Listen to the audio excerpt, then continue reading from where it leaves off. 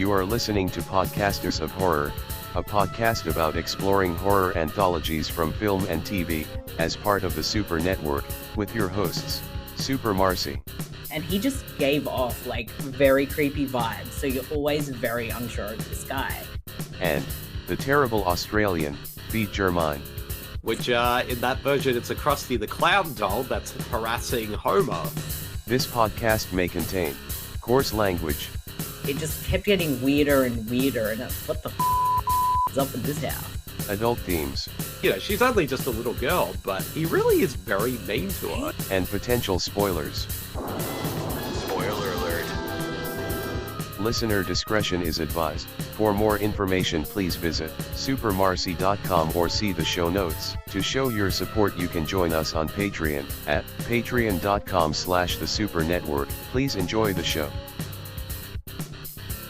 Hello, everybody, and welcome back to another installment of Podcasters of Horror, the horror anthology podcast right here at the Super Network. I am your host, Super Marcey, and this is episode 25. And if you remember, a few months ago, we did an episode covering a couple of episodes from the Twilight Zone. And we are back for the Halloween season to discuss some horror anthology films. And I'm not alone, obviously, for this podcast. I'm joined by my regular co-host. He is the terrible Australian, Mr. Bede Jermyn. Hello, Bede. How you doing? I'm good, thanks, Marcy. How are you? Doing all right. Very happy to be back doing some more Podcasters of Horror. Indeed. I'm also very excited as well because this is our special spooktacular edition of the show, because not only are we talking about two horror anthology films, they are both set at Halloween, which I'm very excited about, given the season we're in at the moment. Yes, a very good double feature for Halloween, or the Halloween season, and we'll get to that momentarily. We are also joined by a very special guest who is part of the Super Network, and I believe they have not been on Podcasters of Horror before, so it's very exciting. Please welcome Marcus Wilturner. Hello, how are you? I'm good. How are you guys doing? I'm back on another podcast. I know I just can't stay away. I can't stay away. And we can't keep you away because we always love having you on podcasts. Exactly. Whether it be like ones for the Super Network or our own individual solo podcast. Oh yeah, man. I love coming back over here and just talking and ranting with you fine Aussies, you. So thank you again for having me. Yeah, thank you again for having me on here. This will be my first time on Podcasters of Horror. So thank you very much for the opportunity. I cannot wait to get into this. Indeed. I'm very excited that you're here, Marcus, and that this is your first time on Podcasters of Horror, and you picked a really good episode to appear on, because, Marcy, which two Halloween-themed horror anthology films are we doing for this episode of the show? Which is, I guess since it's episode 25, it's a milestone episode for this show? Yes, we've reached 25 episodes from a podcast that just started with looking at episodes, or every episode of the horror anthology series Masters of Horror, and then we went on to Fear Itself, and so far we've covered all sorts of other horror anthology things, so you can always look forward to us discussing horror anthology movies or horror anthology TV shows. And yes, so for this episode, we'll be looking at 2007's Trick or Treat and 2015's Tales of Halloween. Indeed. And I'm very excited to talk about these ones. Again, not just because they're both Halloween related, because there's a lot of stuff in both films to talk about. And they're both, I guess, spoilers for what I think of all of them, are both very fun anthologies. Yeah, spoiler alert, Bede. I'm sorry. I apologize. I gave it all away. I guess you gave it all away. Get out. No, just kidding. All right, I better go. Anyways. Well, let's kick off the discussion with Trick or Treat. This is the one night. Don't forget your costume. All sorts of things. Roam free.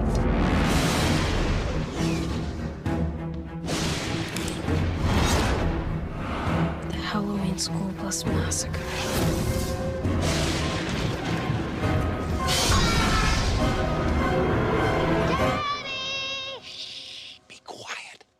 And this one, I think we find either horror anthologies have many directors and writers involved, or maybe just the one. And in this case, it is just the one. It was written and directed, I should say, by Michael Dougherty. And this one has quite a cast throughout the film with Anna Paquin, Brian Cox, Dylan Baker, Rochelle Aytes. I can't say your name. I'm sorry.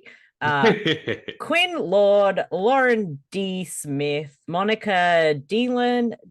I've met the guy and I can't say his name. Tahmoh Penikett, Brett Kelly, and Leslie Bibb. And there's definitely a lot more in that cast. And I'm going to read the synopsis that is visible on IMDb. 5 interwoven stories that occur on Halloween. An everyday high school principal has a secret life as a serial killer. A college virgin might have just met the guy for her. A group of teens pull a mean prank. A woman who loathes the night has to contend with her holiday-obsessed husband. And a mean old man meets his match with a demonic supernatural trick-or-treater. Now, normally I would just send off the conversation to somebody else, but I'm going to start with me, with my overall thoughts on the film before we get into just discussing other bits and stuff that we liked. I saw Trick or Treat when it was released. It was very hyped up. Lots of people were loving the film, and I sat down to watch it, and I think just overhyping it maybe in my head, I just thought it was meh, it was okay. I didn't think as highly of it as other people, and that made me a little bit of the Bede, whereas I had a bad take, as people would say. No. I'm kidding, of course. And I hadn't seen it since until we decided to add this to the podcast. And on rewatch, like, this film really hit the spot for me. I really, really enjoyed it this second time around, this fresh viewing. I noticed just so many more things that I didn't really pick up on, and things that didn't work actually like won me over, and I just really embraced and enjoyed the film. Marcus, what are your initial thoughts on Trick or Treat? Well, I hadn't seen it before, but I've always like heard about it from, plenty of other, critics and podcasters and, lovers of horror and Halloween and everything like that. But I never really got around to seeing it. Actually, I never got around to seeing Tales of Halloween either. So it was interesting to kind of experience this for the first time, because you hear so much about it and people just, every time I used to tell people I haven't seen it yet, the very first thing that pops in their heads is, well, what's wrong with you? And, nothing's wrong. I watch plenty of anthology films, plenty of my faves, but I just hadn't really gotten around to seeing this. So finally taking a peek at it, for this podcast, I got to say, it's definitely very festive, and it's, I can see why it earned like the title and status and moniker that it has today, because these stories are just heavily like Halloween themed to the point where you could see why so many people come back to it over and over again, especially, during, this time of year and, the tradition, the sacred holiday of it all. So, watching this, I really got sucked up into, the season, quite well, which is interesting to me because, I've been watching horror movies all month. And all the horror movies I've seen have been either, great, fantastic, or but this one really made me feel like it was, the season. It made me feel just completely immersed in the season in every way. I liked it. I liked it a lot. I don't know if I love it, but I did like it. I liked a lot of what it had to say, a lot of what it's shown, a lot of the kind of the traditions of the holiday, the rules, quote unquote, of the holiday. And Samm is awesome. I know we're going to get into that, but oh yeah. I can see why it's, like I said, like I can see why it's earned its status, in horror and anthology, because anthology movies have really shown or seen, I should say, a righteous like resurgence in the last decade, probably more than that. So we've been seeing like so many like great entries coming out, and the fact that this one still stands where it is extremely impressive. So I definitely I had a great time with it. Awesome. And Bede, what are your initial thoughts on Trick or Treat? Well, I've been a big fan of this movie ever since it came out, but even before then, like when I first heard about it, I just had a feeling it was going to be right up my alley. Because the interesting thing about this film and the cult status that it has achieved over the years is mainly for the fact because it was originally meant to come out like a wide release in October 2007, but then Warner Brothers took it off the release schedule. And basically after that, it kind of just popped up here and there at the occasional film festival. And then it just went straight to DVD 2 years later in 2009, which I think, because I know for even around that time when the movie was first announced and the cast and everyone who was involved with it were being put together, like I knew a lot of horror fans were very excited for this film. And the fact that it kind of, again, sort of didn't get released for 2 years and then just ended up going straight to DVD, definitely sort of hyped everyone up for it. When I sat down to watch that, one of the first things I will admit when I first sat down to watch it, or I actually blind bought this when this came out, is that I was actually very surprised by the short running time it had, because it was like, it's at least 80 minutes long, and I just assumed, given that it's kind of an anthology film, it's going to be a lot longer, but the fact that it was 80 minutes, I was a little concerned by, but when I sat down to watch it, all those kind of problems went away very quickly, because all the stories are all individually really solid in their own way. And I think the thing that makes Trick or Treat sort of stand out compared to other anthology horror films, especially ones we've covered on this show, Marcey, is the fact that, you know, most of the time it'll just like stick to one story, and then once that finishes, it goes on to the next story. But Michael Dougherty, and mind you, this was his directorial debut as well, he came up with an interesting idea of taking more of this non-linear approach to the story by making it basically like the Pulp Fiction of Halloween films, where you go back and forth between all the individual stories and you can actually see how they're all linked together. Like some of them don't actually happen at the same time. Some of them happen like earlier in the evening, some happen later in the evening, and it kind of crosses back and forth. And the great thing is, though, every time I watch this film, I always pick up something new, or like if you look in certain scenes, you'll see a character who was introduced earlier or later in the film is just walking past in the background. And I just think it's really clever on how that was done, and the attention to detail that Michael Dougherty does for this. And just to show, like, I'm still picking up things even now in this most recent viewing, because I've seen this movie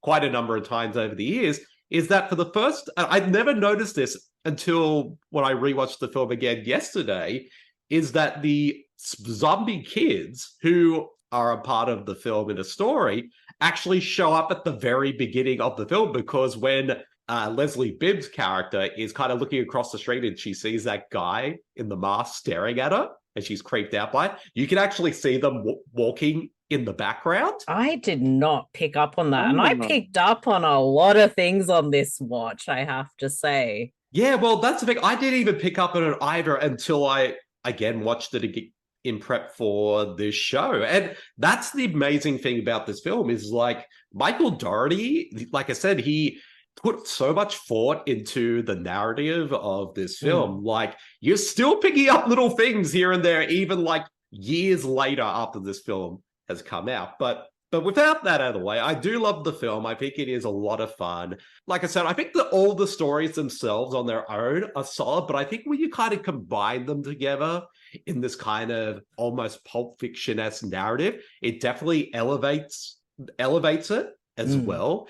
And I think the stories themselves are a lot of fun. And I like that Michael Dougherty goes all out with embracing Halloween. Like, we've seen a ton of horror films that take place at Halloween, but this is the one where I feel like not only aesthetically it goes all out with everything Halloween, but it really even dives into the traditions and the rituals and the meanings behind Halloween and where it came from, because you can definitely tell he has a lot of love for this holiday. and it shines through in this film. And also he kind of mixes it up by giving us so many different subgenres in this film. Like, this is a film that features werewolves and zombies and serial killers and vampires and monsters and so much stuff, like descending on this town on Halloween night. And I think, and it's a shame that, I mean, that's the thing I always keep wondering about. Like, if this movie did come out in cinemas, I honestly think it probably wouldn't have done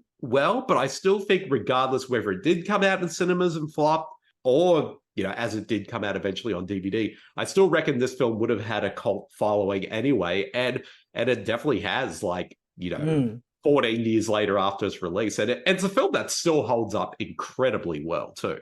And yeah, like, I was going to mention, but you mentioned it anyway, that it did kind of get delayed. And I think that delay built up a lot of anticipation and hype, because I remember, you know, we all used to frequent like Arrow in the Head and stuff like that. That's basically how we all met each other, because we're movie nerds, and that was the place we used to go to. Like, I remember the stories, I'd read the news articles, like, oh, it's gonna finally come out, and, you know, being very excited. And then for me back then, like, it just didn't click with me.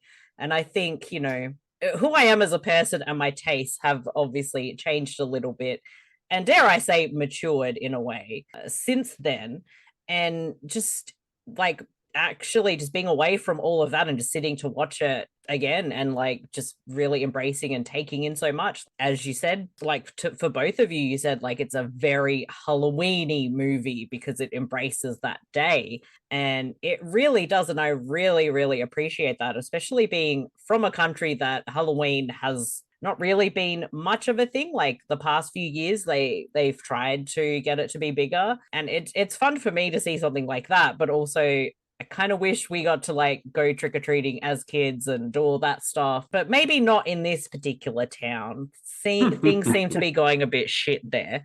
But yeah, to continue on with some discussion on the film, as a horror anthology film, this doesn't have like wraparound segments. It's just interweaving the stories between each other. So do you like how this approached it? Do you think it would have been better with the wraparound segments? What do you think, Marcus? Honestly, I think this is one of the best strengths that the film has. I mean, most of the time when we like look at anthology movies, there normally is like an encompassing like story that kind of gives the other stories a chance to kind of come in, but there's really only one that kind of like goes throughout the whole entire thing. And, you know, this one, there's really no need for that. I mean, everything having to do with each of these stories, they're so like intertwined with each other. They're so like within each other, and then on the outer rings of each other. As you put it earlier, you know, we see so many characters from each segment in the background, you know, walking by, or, you know, getting a moment where they're looking at something else that's happening with a different character from a different segment. Everything is so enveloped in this. It works so well.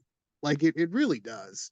Like, you know, I'll mention him again. I know we're going to talk about him. Like Samm is like one of the big themes that just go throughout all of these, but he's not the only one. You know, we have, I guess you would say the rules of Halloween are being either like ignored or disrespected in some kind of way. I'm trying to remember what the rules were. Oh yeah, the rules were always wear a costume and always hand out candy. Never blow out a jack-o'-lantern before midnight, and respect the dead.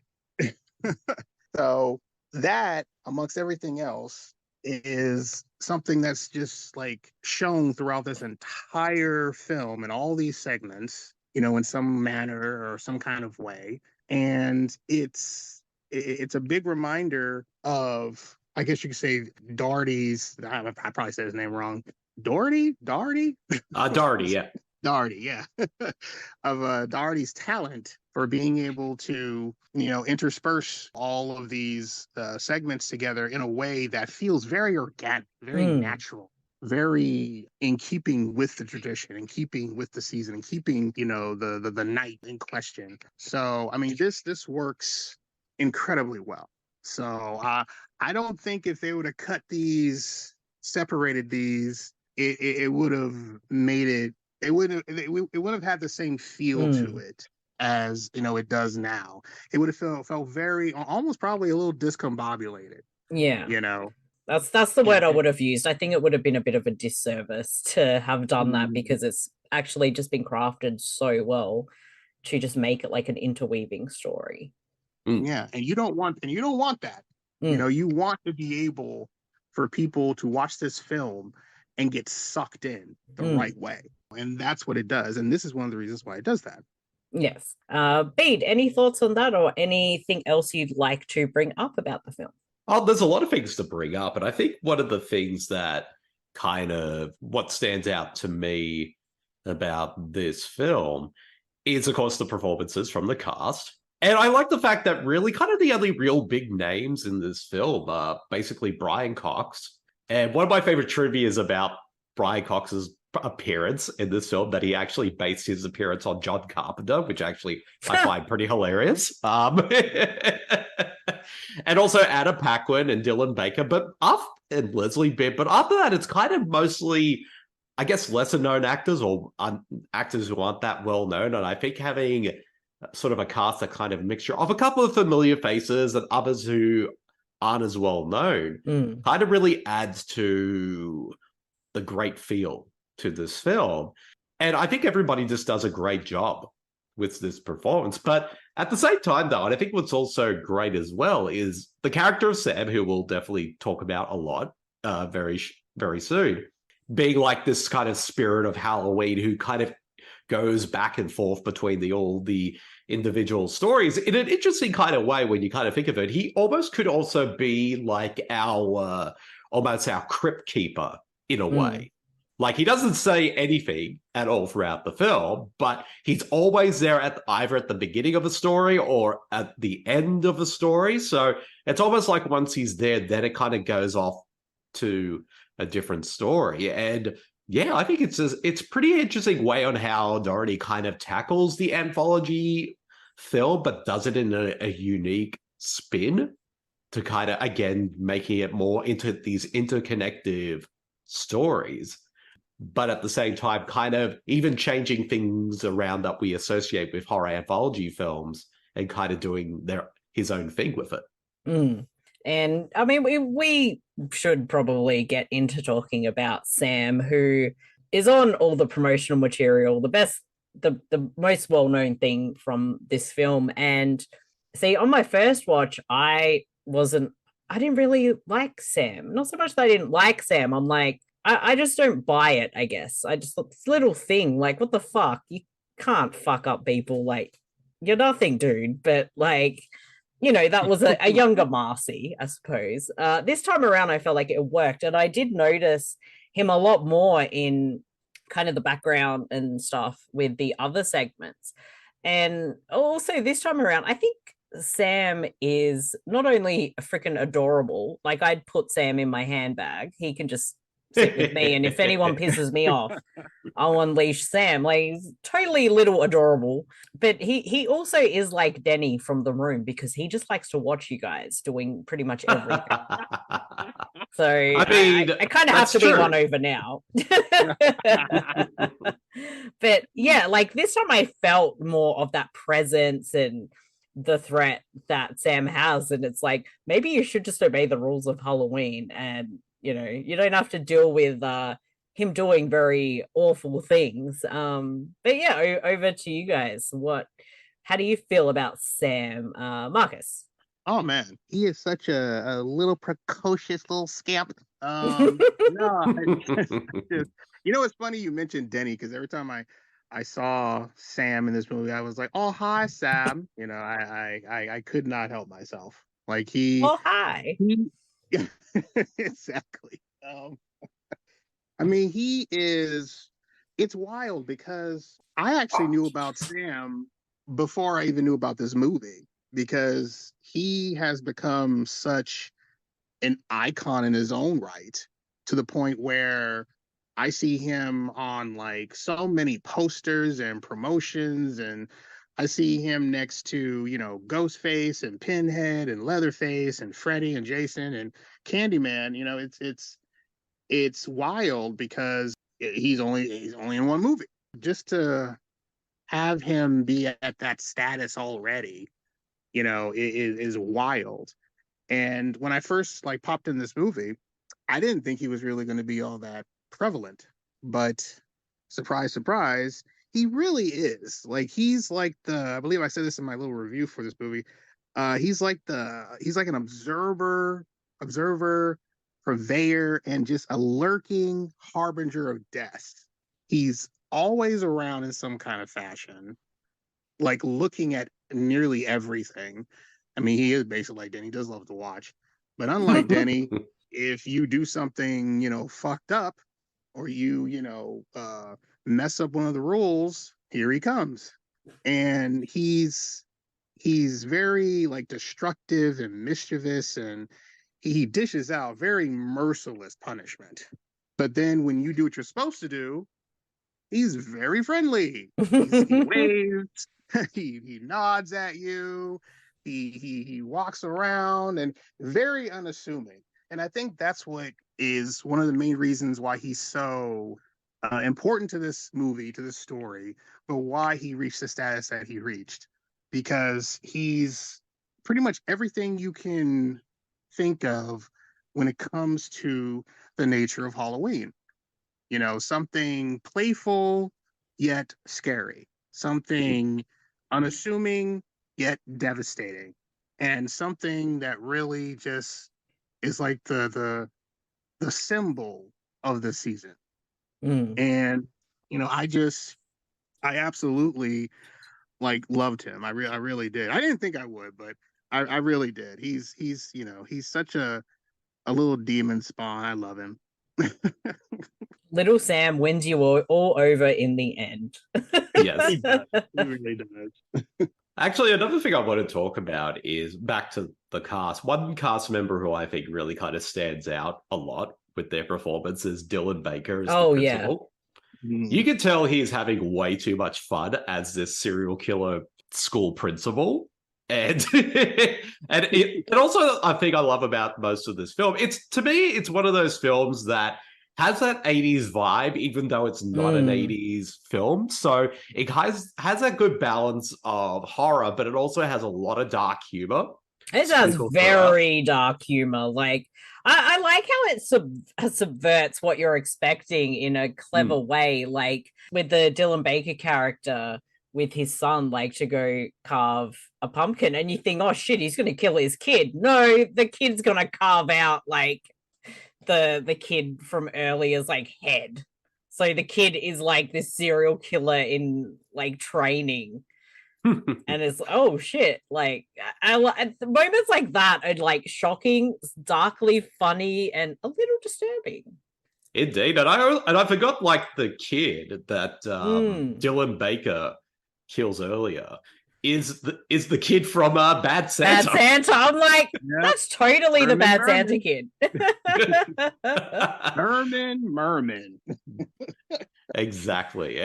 But also, I gotta say this though, like, if there's one little criticism I have about this movie is the entire section with Anna Paquin and her sister and friends. When, like, once you watch the film, because you find out like they're in town for the night, they're going to go dress up as kind of quote unquote slutty like fairy tale characters, and they're going to go to party and sleep with guys and whatnot. And then you find out like that they're actually werewolves.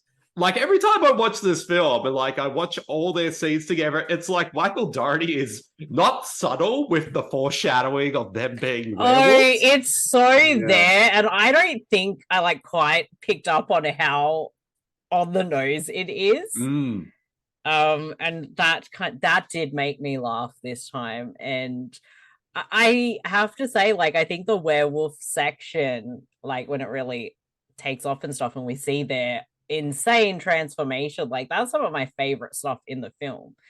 They are werewolves, but they rip the human skin off and it's madness. Like, it's so well done. And the fact that this segment brings back in Dylan Baker, who's going to get, he's one of the victims. It was very clever. And also, like, you don't know it's him at first because you think, oh, there's this dude going around biting and attacking women. Oh, it's a vampire. We all assume it's a vampire. But then, of course, once the mask is taken off and it's Dylan Baker, I think the first time I watched this film, I was actually surprised. But now knowing it is Dylan Baker, it's like, oh, yeah, I can definitely see, like, his eyes and his chin and stuff like that. It's like, it's obviously him. But it is clever on how the movie does subvert our expectations, especially on that first viewing.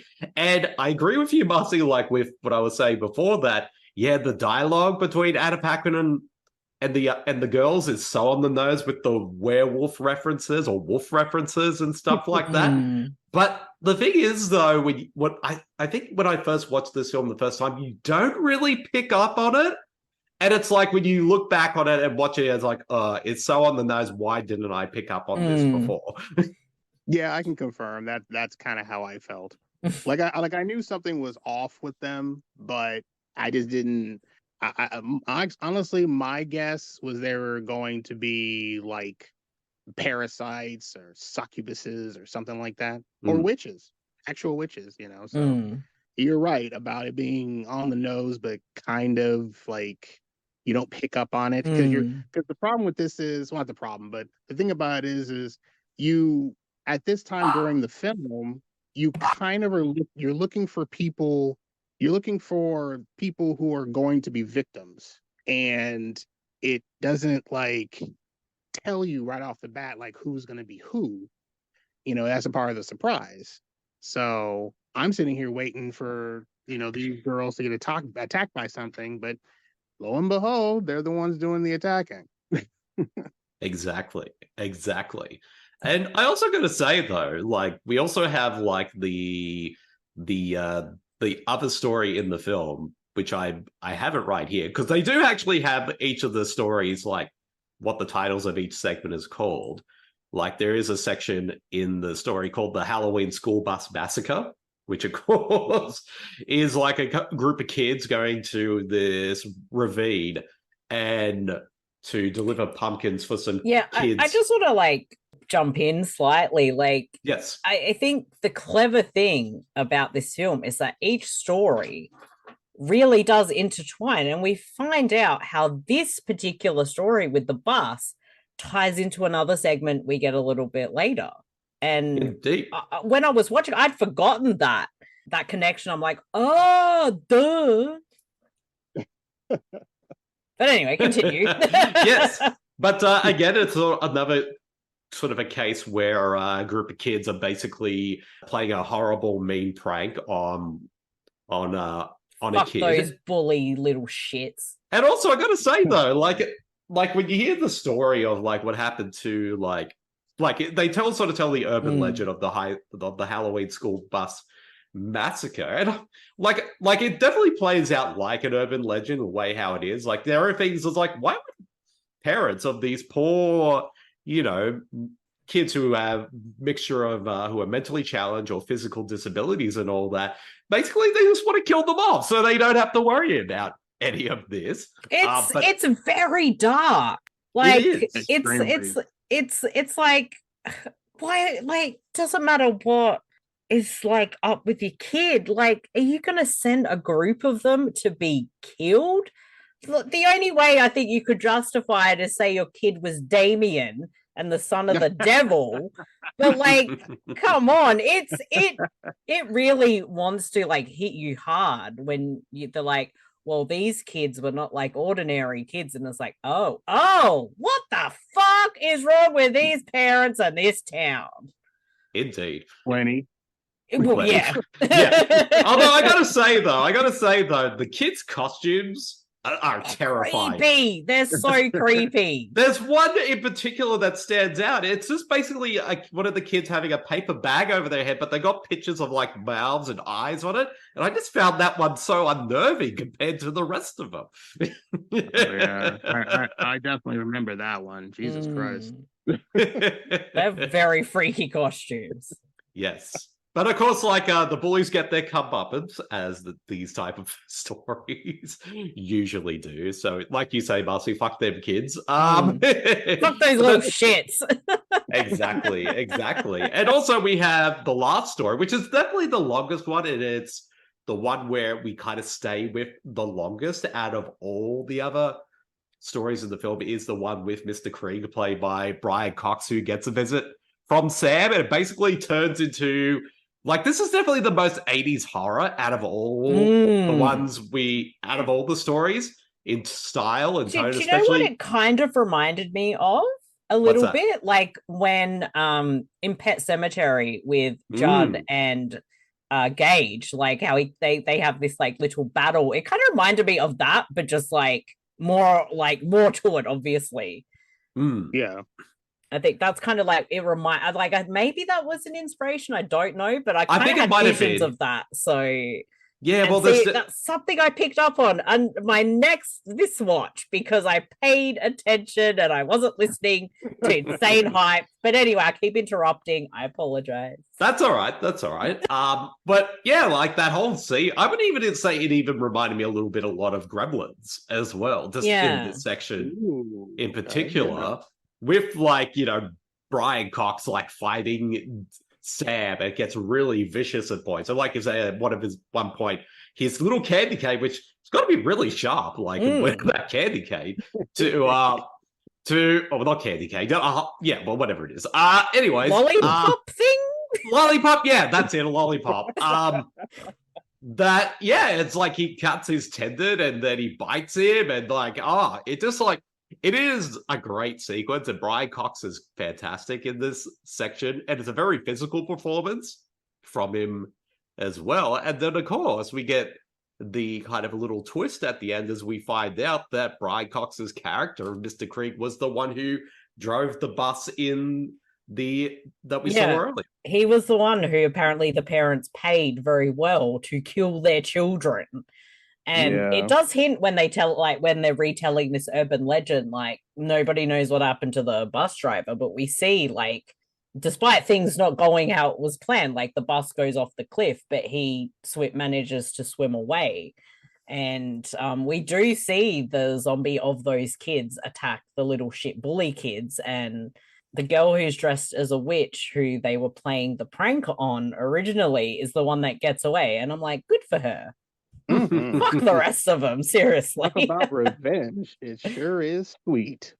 Exactly. Yes. And another cool thing to mention quickly, like the start of the film where we see like the married couple, and Leslie Bibb's character like puts out the lantern, and then we see that she gets killed in her front yard.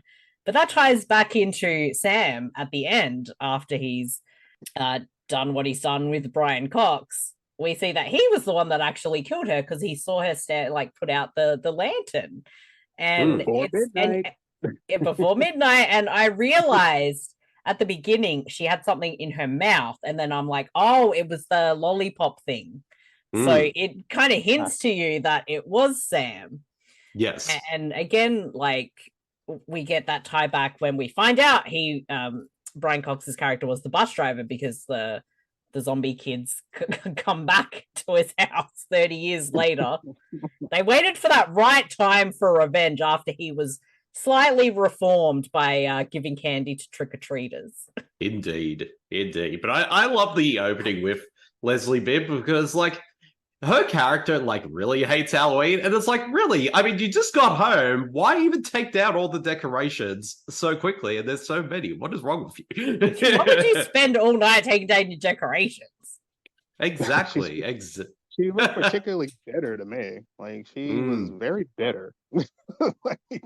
That's why the movie never really hits, like, because definitely something happened with those two when they were out and about, but we never know what it is. So obviously she's kind of annoyed or pissed off about something. So we see them constantly bump into people. Maybe that just pissed her off. She didn't want to bump into everybody. Well, that's the thing. That party in the street had a ton of people there, so I can imagine, like, she probably got annoyed by that. I mean, I know I would have been annoyed, but I still would have followed the Halloween rules. Exactly. Yeah, Yeah, because me and Samm will be buddies, because I'm going to keep him in my little handbag. He's so adorable. Can Freddy really is. Marcey, can Freddy dress up as Sam for Halloween to say? I don't know how I could manage to do that.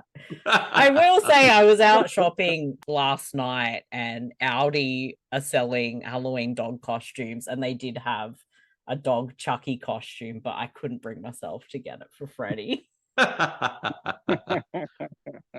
Next time.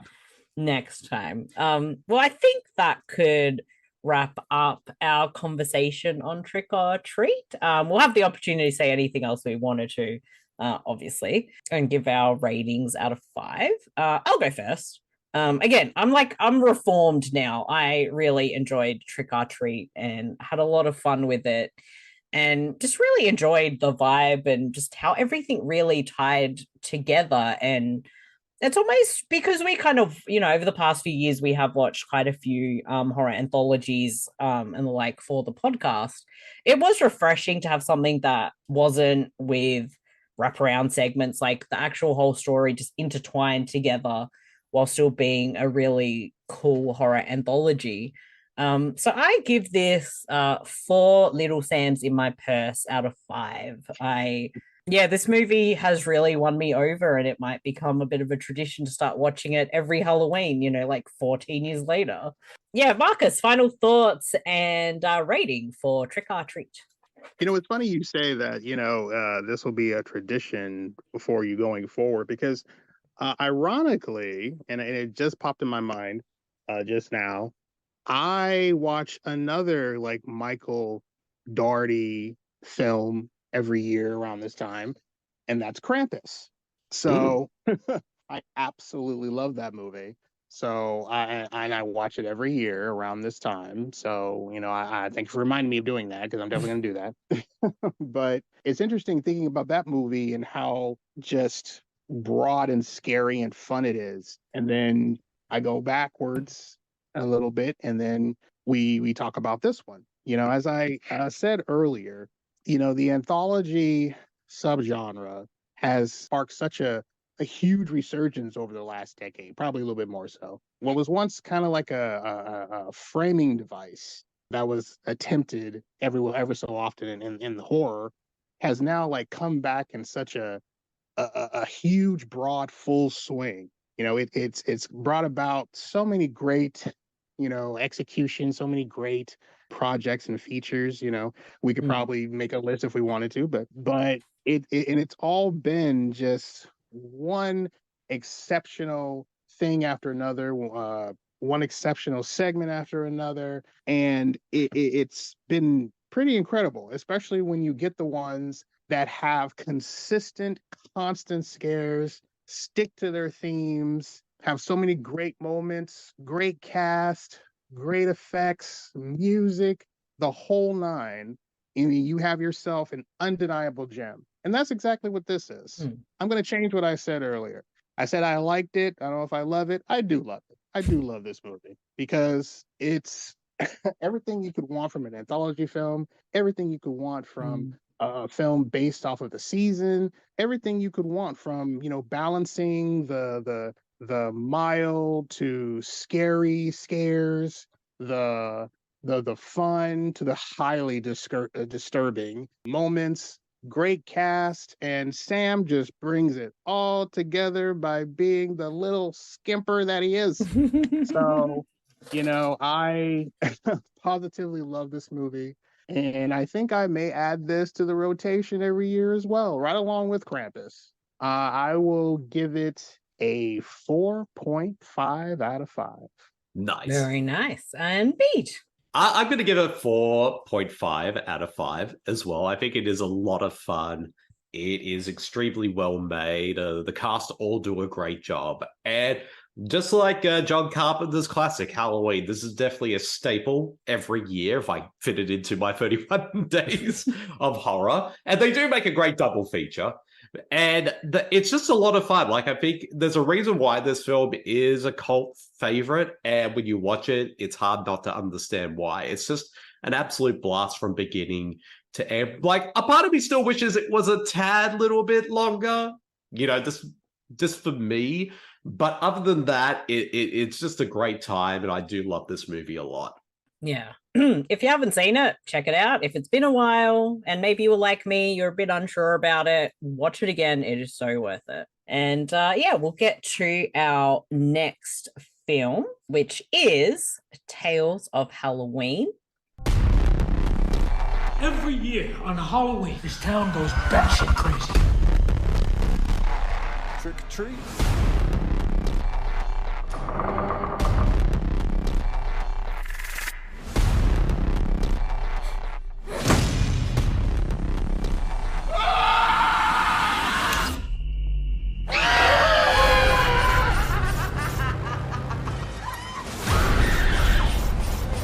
So this one's tagline pretty much says it all. One night, one town, 10 chilling stories. So we have a lot of stories, segments, directors, writers. So what I will do first, the very short synopsis from IMDb says 10 stories are woven together by their shared theme of Halloween night in an American suburb where ghouls, imps, aliens, and axe murderers appear for one night only to terrorize unsuspecting residents. So I will give a brief, just go through the titles of all the segments and who did them. The first segment is Sweet Tooth, which was written and directed by Dave Parker. The Night Billy Raised Hell was written by Clint Sears and directed by Darren Lynn Bousman. Trick, written by Greg Commons and directed by Adam how do you say his name? Garris, I think. Garris, yeah, apologize for that. The Weak and Wicked, written by Molly Millions and directed by Paul Sollett. Grinning Ghost, written and directed by Axel Carolyn. Ding Dong, written and directed by Lucky McKee. This Means War, written and directed by Andrew Cash and John Skip. Friday the 31st, written by Mike Mendez and Dave Parker, directed by Mike Mendez. The Ransom of Rusty Rex, written and directed by Ryan Schifrin. And Bad Seed, written and directed by Neil Marshall. The wraparound segment features Adrienne Barbeau as a DJ, so we don't see her, we hear her. Each of these shorts have a massive cast, whether they're cameos or people in the whole segments. Like there are points where you will see like John Landis is in a segment, Mick Garris and I think Stuart Gordon appear in a segment. Like there's just so many cameos and lots of horror callbacks to this one. So I'll switch things around. Bede, just your, I guess, initial thoughts of the film as a whole as we begin the discussion. You know what? I'm just going to say this, like having rewatched this film and also Trick or Treat, they are actually They're good. very similar. They're very similar, but also they do make a good double feature because they do have a lot of similarities between them. Like they're all horror story. It's an anthology that takes place on Halloween night in this small town. All the stories kind of happen at different times during the night. And also, like, even in minor characters kind of appear in different segments here and there. Also, it's very it embraces Halloween, maybe not at the extent of Trick or Treat does, but it's still very much a full-blown Halloween film. But I guess for my first initial thoughts is I really enjoyed this one. I think all the segments are pretty solid. Some of them range from good to great. Like, there's no real bad segment in this entire film, at least for me. And also, like, being that most of the segments are pretty short, between like 5 to maybe 10 minutes long. Like, pretty much even if there's one story that you're not really vibing with, I mean, it's over so quickly that you're on to the next one. And I like that how each of the stories are all individual.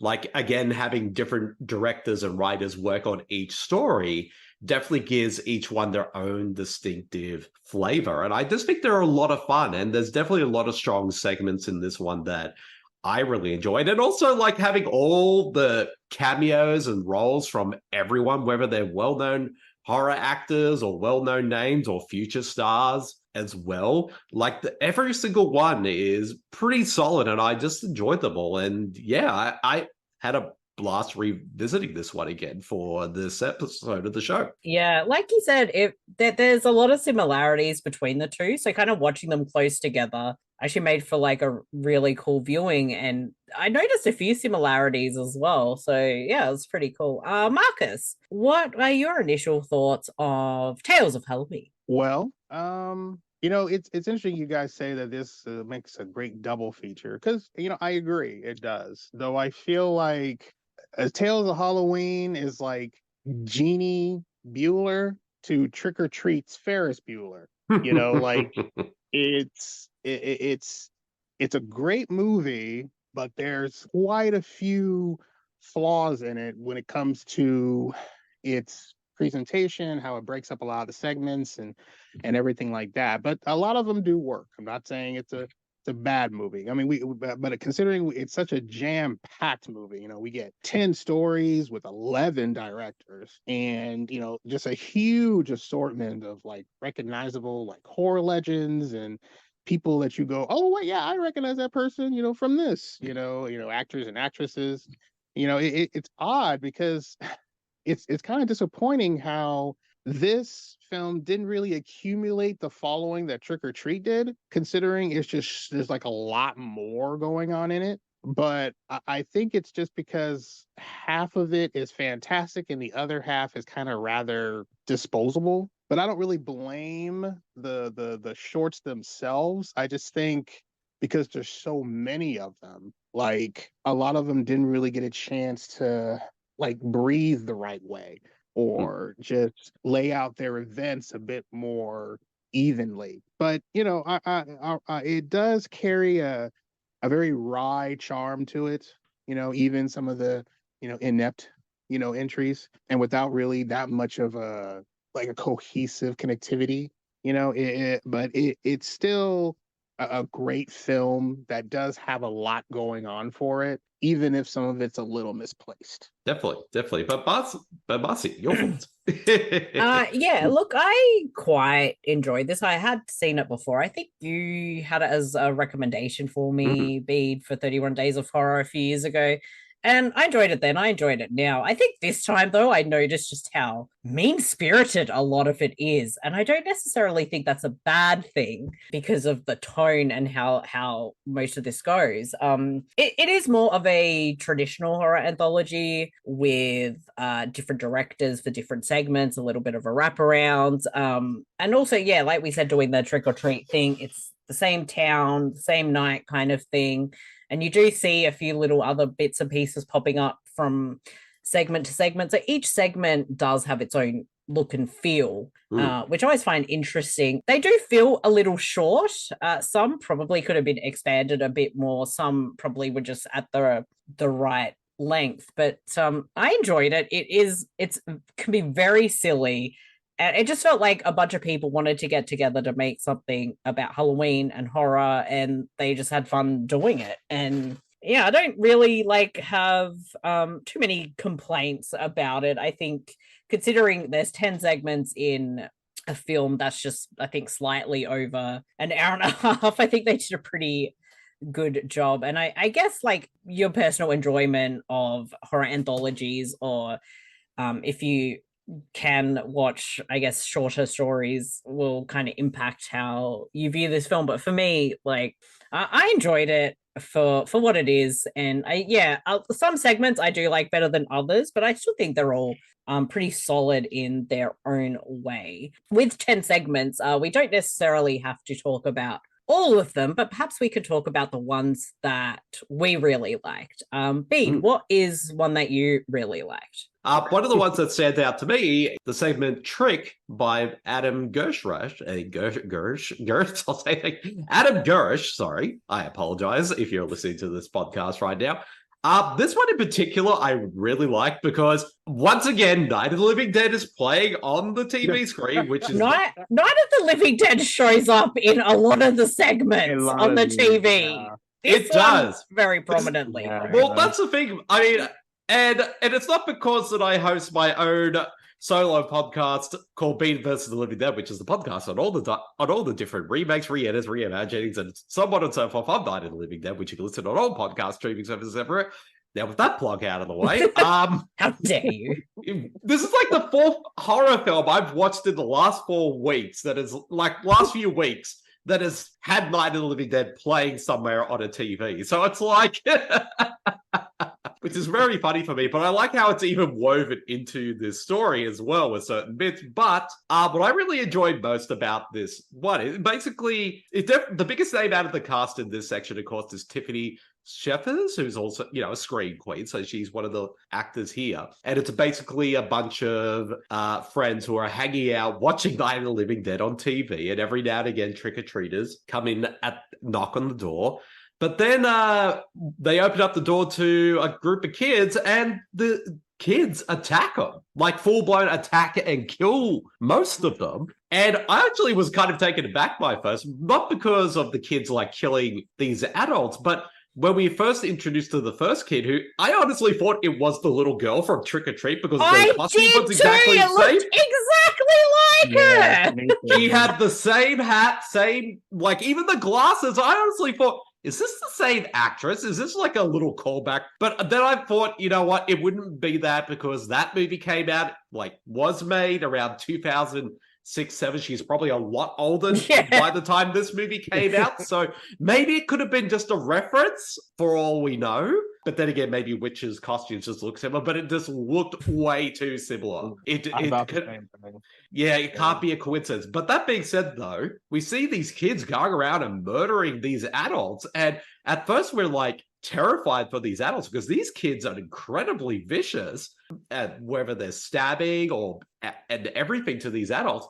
But then the twist comes in, which even though I'd seen this movie before, I was caught off by this twist again, where we find out while one of the adults is hiding, the last of them, she's going through a phone, and we realize that all 4 of these friends are actually killers themselves, and they kidnap kids and murder and torture them. So it's actually the kids who are really the heroes of this story, and they're the ones who are going to this house to free whatever kids are still alive, and also to take revenge on the adults. And I thought it was such a great twist that again makes you look back on everything with this segment. Yeah, no, it does it well, because I too had forgotten what the twist was. And I'm like, oh yeah.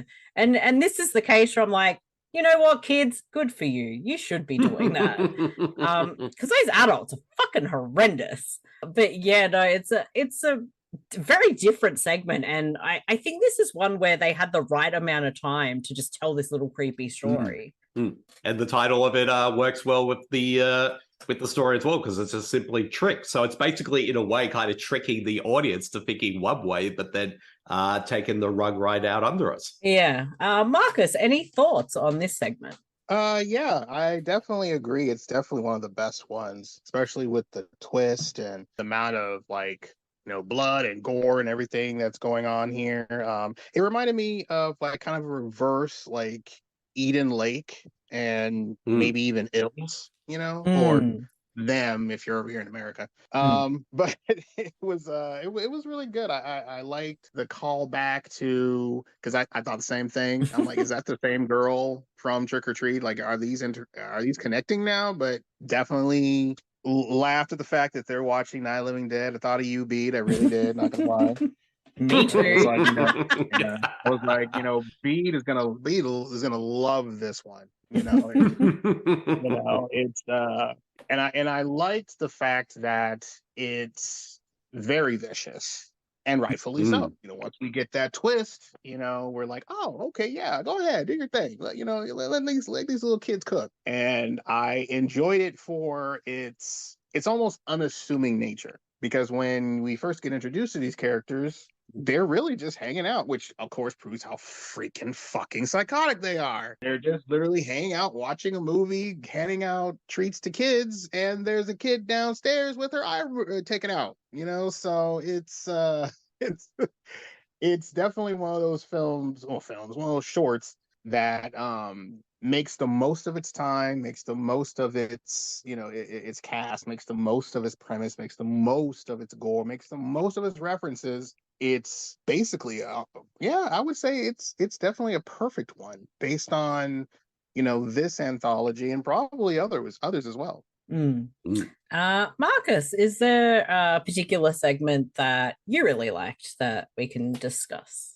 Well, actually, I think it would be Trick, but I'll go to my second favorite. I definitely got a kick out of the night Billy raised hell. Yes. Yeah. Because first off, we have Barry Bostwick from Spin City in there, and I used to love Spin City. That was like one of my favorite shows. Yeah, so, same.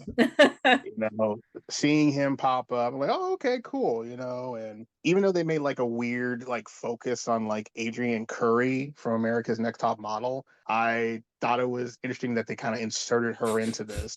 But the bad thing about it is they didn't kill her, but whatever. But no, I really enjoyed that one because of just how despicable it is. Like it's one of those kind of shorts, one of those kind of stories that creates the illusion of it being very fun. But really, underneath it all, it's very fucked up in a lot of ways. Because this little kid literally gets like replaced by a freaking demon. The demon runs around doing all these pranks, doing this fucked up stuff, and then switches back with the kid. And then the kid gets shot by the police because he peed on himself. Like, what the fuck? They laughed so hard that the kid peed himself. They accidentally just let the guns loose. Like they literally like just shot him because he peed. Like that's the impression you get. Like obviously, like they framed this little kid as doing all these horrible things, but that's not why they shoot him. He pees himself and then gets shot. And they just shoot him. I'm like, what the fuck? Like, first of all, even if he did commit all these quote unquote crimes, which, he's still a child and he had his hands up and he peed and they shot him. Like, one of the most fucked up things in this entire film that had absolutely nothing to do with anything supernatural, nothing to do with anything otherworldly.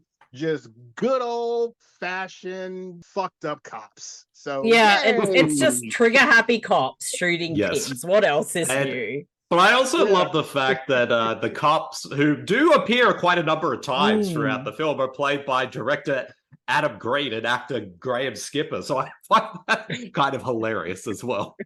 One thing that just made me laugh with this segment, like it is so obvious when they're going around town. It's not the kid in the costume. You can tell. No. It's not the kid at all. And it just makes me laugh because it is so over the top, but it just works. And it is so cruel and vicious. And by the end, you're like, wow, that was really mean. Like, what a horrible prank. Oh, the kid's dead. Damn. What's so fucked up about it, even more so, is that the kid didn't even want to prank anyone. Like he literally, like his sister and her ridiculous boyfriend or whatever is literally making fun of him for not pranking anyone. And the only thing he wants to do is just get some candy. And then it's like, hey, can I get some, hey, trick or treat? Oh, look, kidnapped, framed, killed.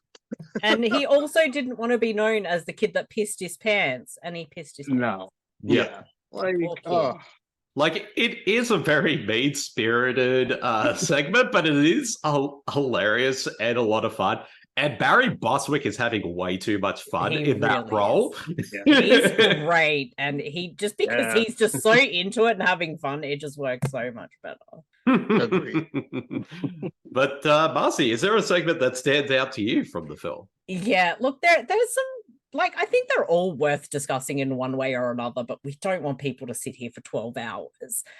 One that does stand out for me is the ransom of Rusty Rex. And this one just made me piss myself so much, like piss myself laughing in a metaphorical sense, not a literal sense. I did not piss my pants laughing this time.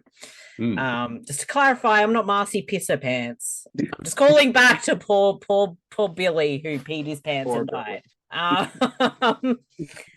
This is definitely more of just like a really insane, stupid kind of horror comedy. And you have like these criminals and they're like, okay, so there's a millionaire in the town he's got a son. We're going to kidnap the son and get ransom. So they kidnap what they assume is the son, take him back to like their warehouse or whatever it is.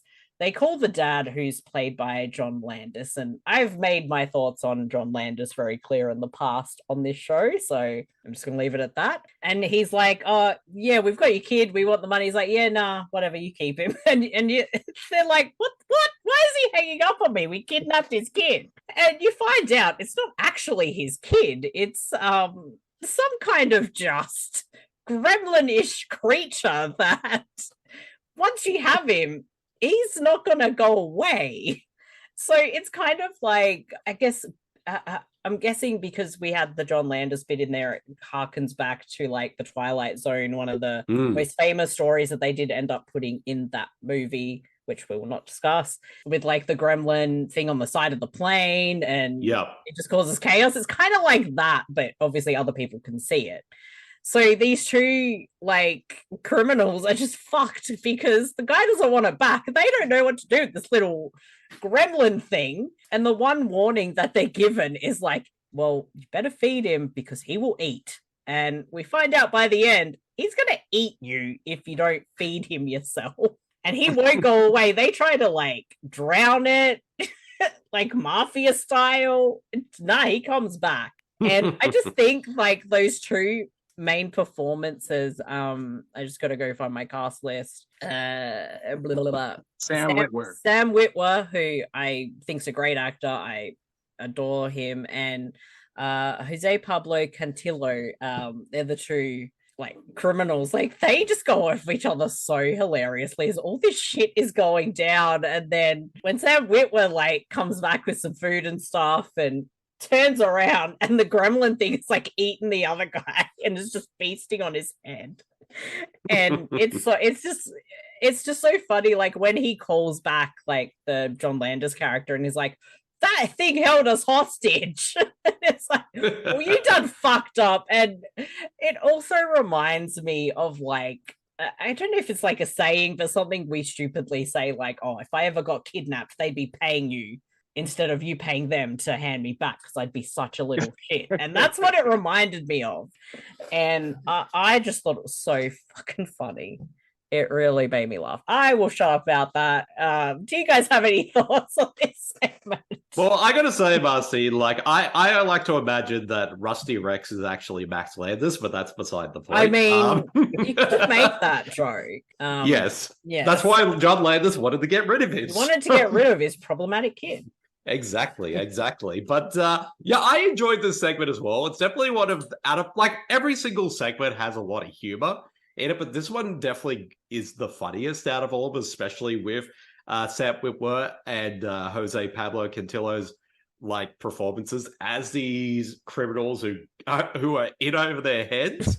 And just like they're basically by the end of it, once when they seemingly think they get rid of like Rusty Rex, they're basically like, oh, well, we're not kidnapping anymore and stuff like that. And it is a fun segment, and yeah, it is a really good one. I enjoyed this one a lot. And yeah, me too. It's funny because whenever you have Samm Witwer in pretty much anything, he's like extremely good. He brings such an intensity to pretty much every role he's in. And it was interesting to pretty much see him in something like this, just kind of like he brings a lot of that intensity out, especially when he's cursing, like, what the fuck, and everything like that. So him and Jose have great chemistry and they play off of each other extremely well. But it's great seeing him in something like this because it reminded me of Being Human. And that was one of my favorite shows because of him. So, seeing him kind of come back to a little bit of horror and comedy, and it still fits him so well. If he ever puts down the lightsabers and, decides to, do something else, he still has a great sense of comedic timing and chemistry with others and everything, and something like this, because he really made it work for me along with Jose. Not so much Landis, but, definitely those two. Just Yeah, it still makes me laugh thinking about it. So yeah, I definitely enjoy this one too. It's just batshit crazy. I do want to like at least be able to mention and stuff other segments. One that just caught me off guard, and it just is so stupid that I kind of liked it, is Friday the 31st, where you have a Jason Voorhees style serial killer who's hunting down a girl dressed as Dorothy. But then like a UFO shows up and I can't even explain it. It just goes stupid. And I got to give him credit. It's so silly. It's so far-fetched and over the top, but it was entertaining and I laughed. I enjoyed that segment too, because it's basically like Friday the 13th meets Evil Dead. Yeah, a little bit, yeah. And I love good genre mashups, so that one I really particularly enjoy, especially with that cute little stop motion little alien creature. I know. Who just wants candy, and that's all he wanted. He just wanted to trick or treat. And by the end, with like her possessed body with the alien and like the killer, and they're just like chopping off each other's limbs. It's just it made me laugh for just how over the top silly it was. Indeed. One segment I definitely want to talk about, like, I guess this would be like my honorable mention segment. And I would say out of all the segments, this is definitely without a doubt the darkest one. And that is the one Ding Dong by Lucky McKee, which is about like a couple. She wants to have a baby, he's unsure, and the husband sees her as like this monster.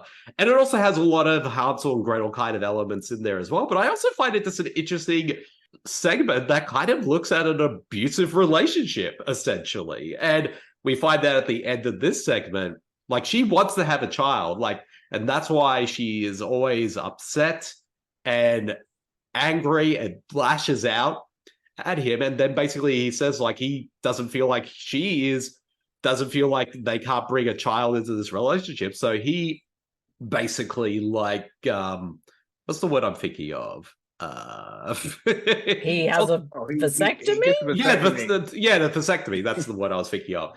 And she doesn't take it very well. But it's out of all the segments, it's definitely the darkest one. It's very dark. It's got this. I will say it very much has that Lucky McKee feel. Very much. And Pollyanna McIntosh. Yes. Oh my god, she's gorgeous, but she just owns every second. And I guess her character's kind of like a witch in a way. Like, it really lays in heavily with this Hansel and Gretel kind of theme. But I think what really works for me is just on that visual level. It's very striking. And just, again, like, her performance is really good. But like I said, it's very dark as well. Yeah, Marcus, was there any other segments you wanted to discuss? No, I can discuss Ding Dong too. I mean, I've always been a fan of Pollyanna McIntosh, like, since her, Walking Dead days as Jadis, and I think even before that with Let Us Pray. So seeing her pretty much pop up on this, and again, another treat. Everything in this particular segment is just hard hitting. I believe you said striking, very striking.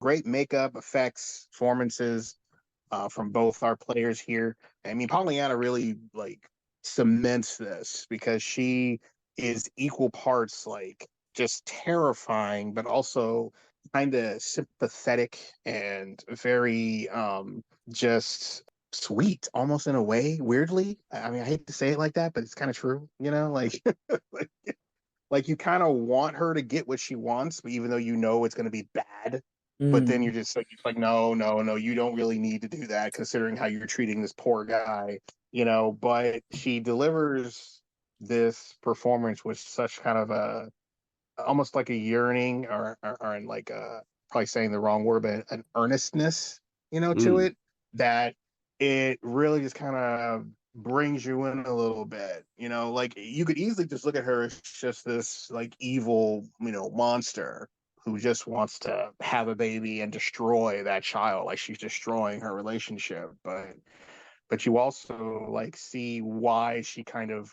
wants that, because she wants to be able to have like a part of herself go on. And I don't know, maybe I'm diving too much into it, but it just kind of felt like that because Pollyanna brings such a great performance to it.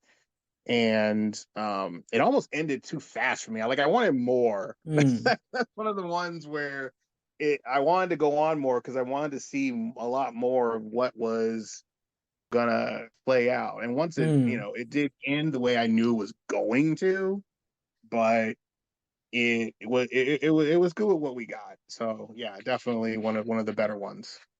The other one I just wanted to briefly mention was This Means War.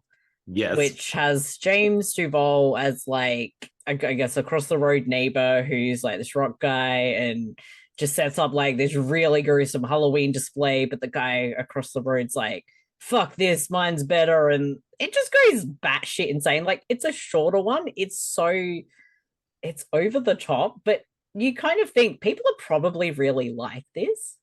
Yeah. Like overly competitive about their bloody yard displays. Like, calm down.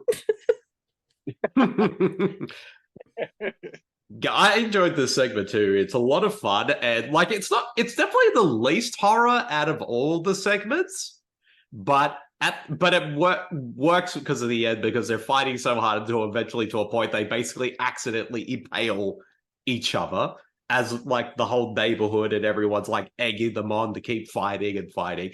And I was actually going to bring up this segment at one point, Marcey, because you have met James Duval in real life. So I have, and he was wonderful. Yes. I guess one segment that I also really enjoyed was the first segment, Sweet Tooth. And I forgot Robert Russler from... Yes, I'm like, oh yeah, Robert Russler is like shown in this one. Yeah, and also Caroline Williams from Texas Chainsaw Massacre 2. And I like this, again, it's another, like, Halloween-esque kind of story, similar to some of the ones from Trick or Treat with this entity called Sweet Tooth.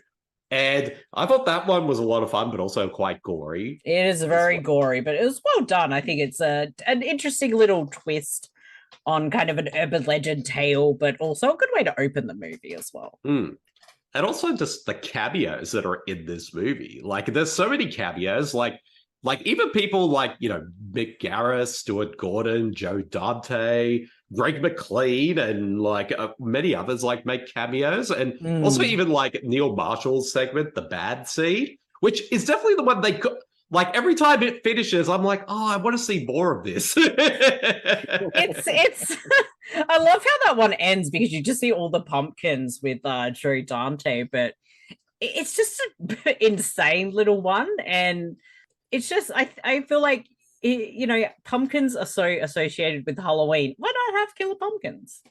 Exactly. Yeah.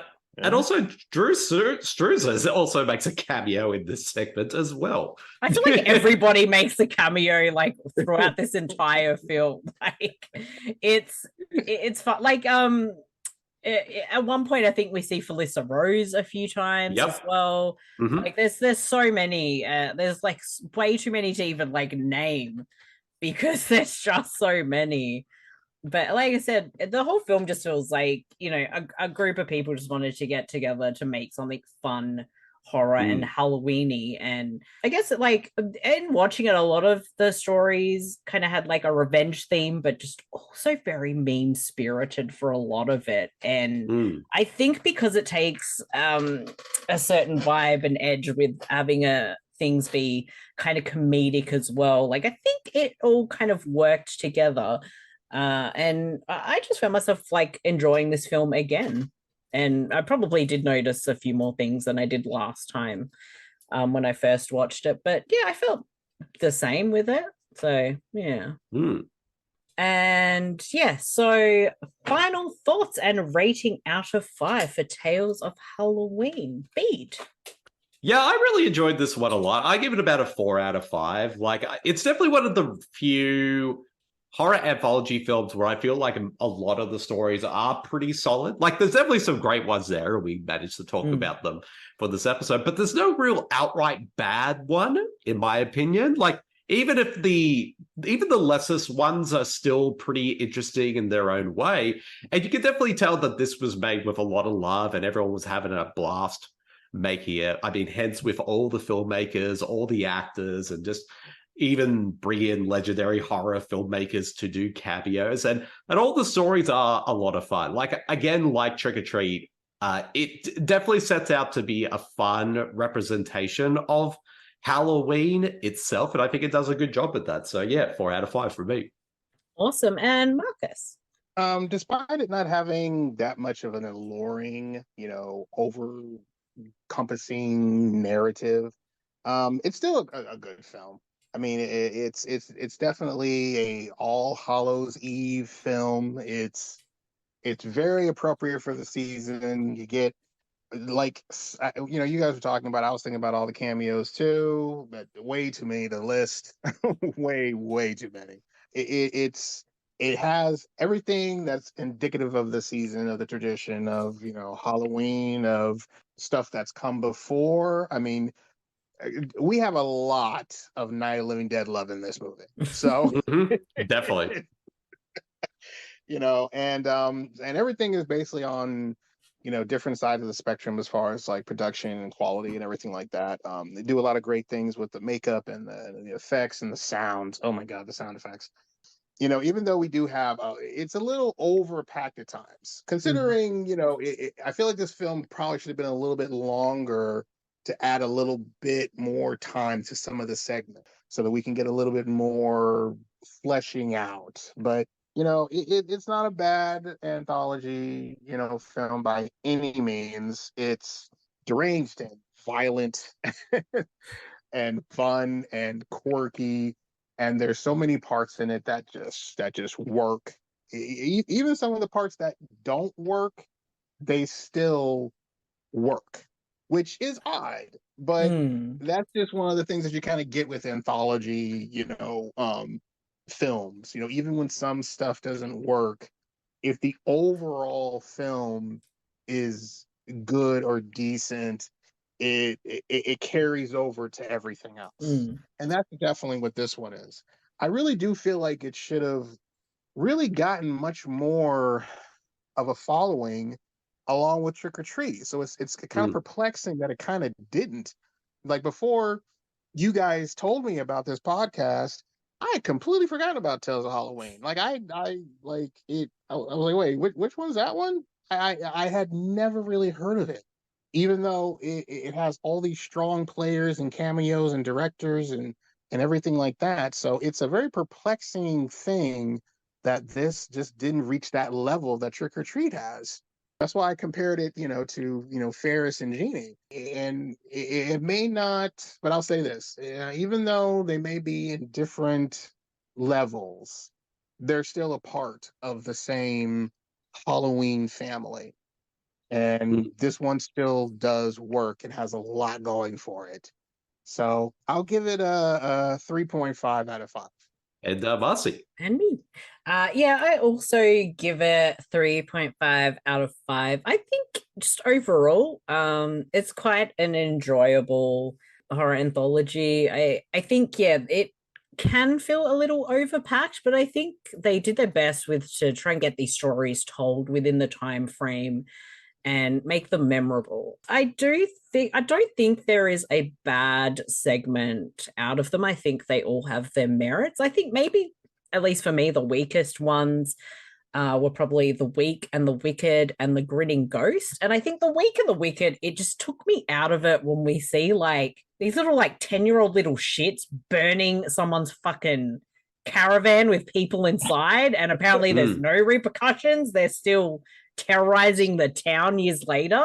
That kind of was just like, what the fuck is this? But they get what's coming to them, so that worked fine. And I think the grim grinning ghost, it's got a great little setup at the start because we have like Lynn Shay and we get some of those other cameos, but I think as it goes on, I don't think it quite gets to a very satisfying ending, but I think they had some good ideas through it, and I still enjoyed watching it. But yeah, if you haven't seen this one and you just want something that you can just breeze through, I'd say this one's a great one to just sit and watch for the season as well. Nice. And yeah, that wraps up this 25th installment of Podcasters of Horror. You can find the Super Network at supermarcey.com. And if you want to find more on Podcasters of Horror, you can find us on your podcast streaming platforms by searching up Podcasters of Horror. And you can always check out the Super Network link tree for all the extra links to our socials and the main big podcast feed if you want to get all the shows on your feed as well. And I can be found at Super Marcey on most social media platforms as well. Bede. Well, if people want to find me on all social medias everywhere, you can find me at Twitter, at twitter.com/Bede Jermyn. You can also find me at Blue Sky as well, under Bede Jermyn as well.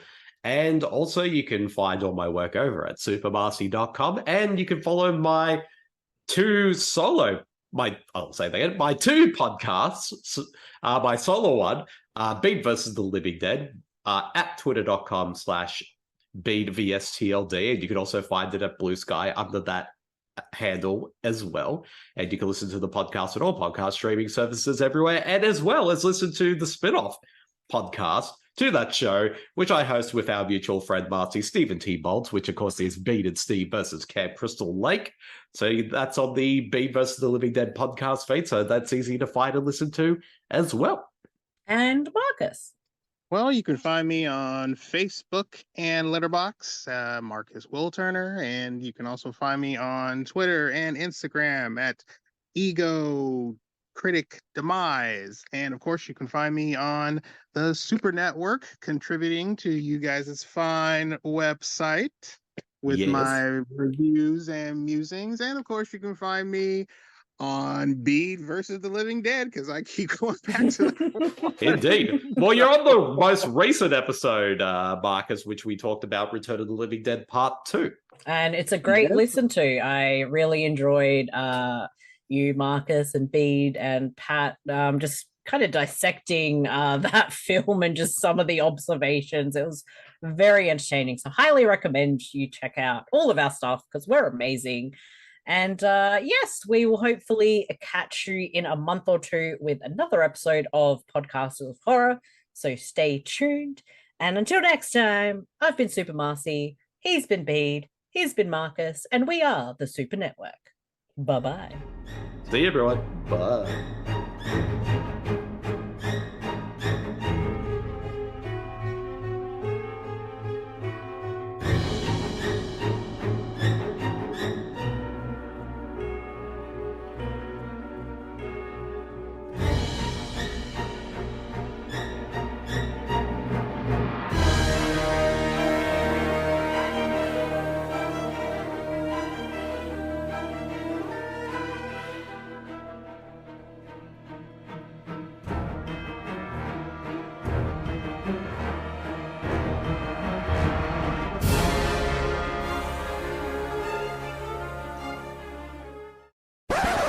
The Super Network is proudly sponsored by Surfshark VPN. Why would you have a VPN in this day and age? Well, a lot of people are quite concerned about tracking and their online privacy, and using a VPN ensures that you are safe and secure online.